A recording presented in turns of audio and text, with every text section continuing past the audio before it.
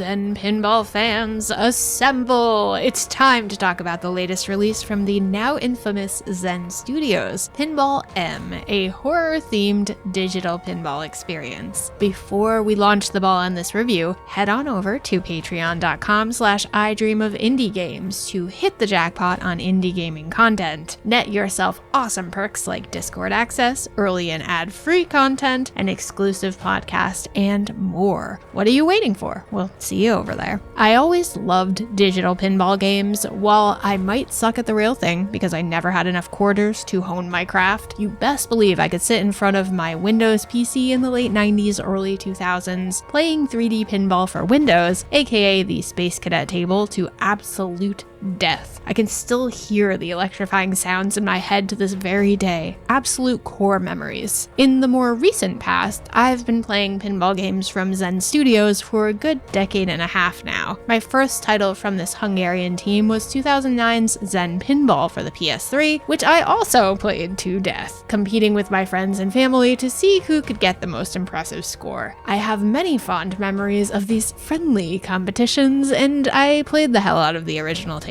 Fast forward to present day and the release of Pinball M. First things first, the Wrath of the Elder Gods Director's Cut table is free to play, so you can sample the overall look and feel of the Pinball M experience without having to get out your wallet. If you like what you see, there are additional tables available for purchase, including Chucky's Killer Pinball, Dead by Daylight Pinball, Duke Nukem's Big Shot Pinball, and The Thing Pinball. Personally, I'm not sure I consider Duke Nukem horror, but it's bloody enough that I'll let it slide. Regardless of my feelings on the theming, I did play through all 5 tables, so let's dive a bit further into what is included with your purchases. Let's start things off with the free Elder Gods table, which is a lot of fun. While it might not have the same recognition factor as some of the other more franchise-themed tables that are available for purchase, it has the eerie sounds and tentacles with the fun voice clips you've come to know and love from Zen.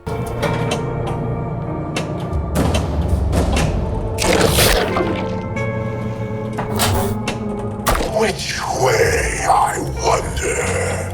And hey, if you've played Pinball FX, this might even look a bit familiar to you. We'll get into that later. Next up, we have the Thing table and Chucky's Killer Pinball. I'm lumping these two together because they're both movie-based and it just feels right. Hearing sound bites from the movies and watching the occasional scene unfurl on these tables really enhances the experience.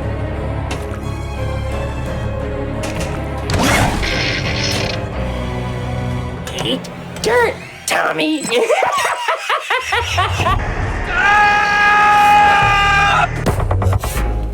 Having recently watched through all of the Child's Play films, I don't know why, I can say with confidence that Chucky would be proud. The blood effect used on these tables is a great touch, and the unlockables you can earn relate directly to these horror classics, which is a fun incentive. I did find that I was particularly dreadful at the Thing table, but hey, you can't win them all. Then we have our video game themed tables, Duke Nukem and Dead by Daylight.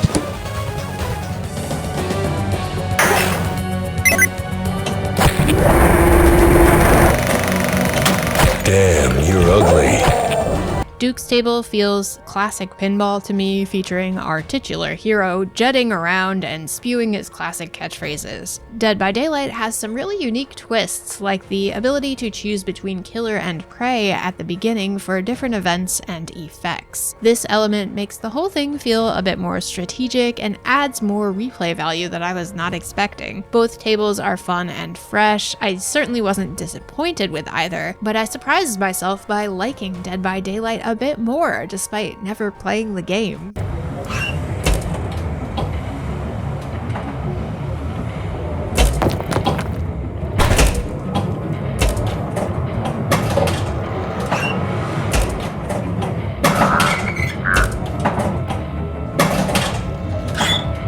I know, shame on me, but in my defense, I am deathly afraid of playing online with strangers. Now that we have a basic rundown of the available content, let's break down what you can do with each table, as there are a number of ways to play. First, there is your classic pinball mode, 3 balls, 2 flippers, and unlimited time to net yourself a high score and potentially a spot on the leaderboards. If you're tired of playing regular smegular pinball, there is an arcade mode that features power-ups to spice up your gameplay, like the ability to slow down time to perform a death-defying ball save. Then there's a practice mode, a competitive mode where you can pass the controller with local friends, and classic challenge modes that limit your time, flipper usage, and distance traveled. But wait, there's more! Each table also features a set of Pinball M challenges, including a Madness challenge where you compete for a high score in chaotic multi-ball mode, or the Shiver challenge that has you playing on a pitch black table. There is definitely no shortage of ways to play these tables, and each mode features its own leaderboards so you can see how you stack up against the competition. Did you think we were done talking about all the ways to play?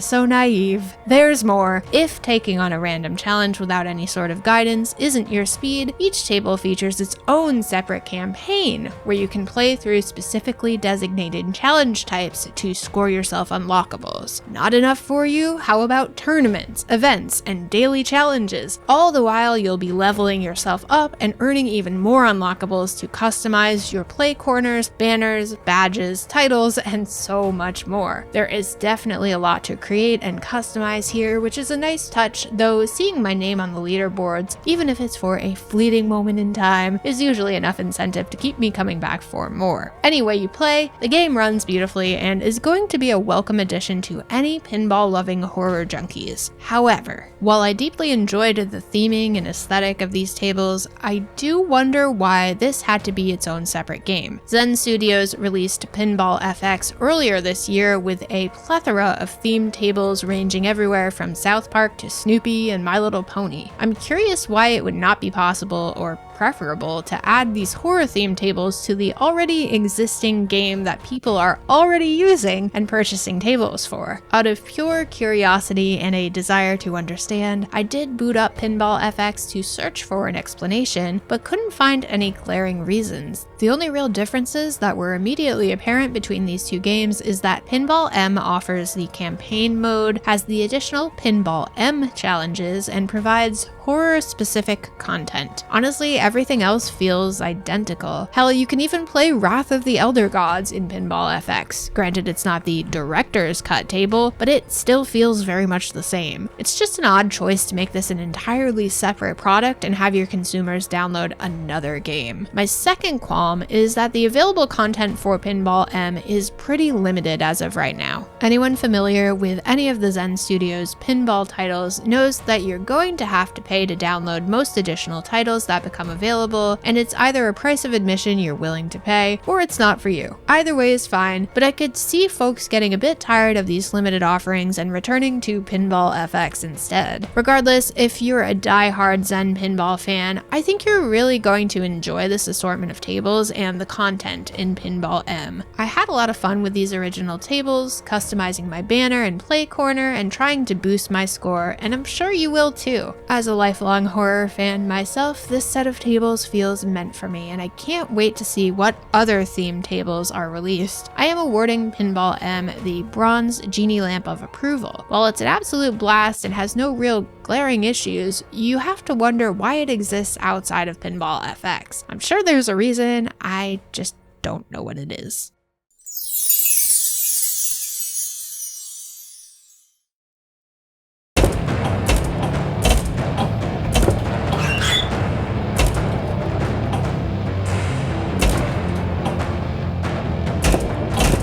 Got up my ride.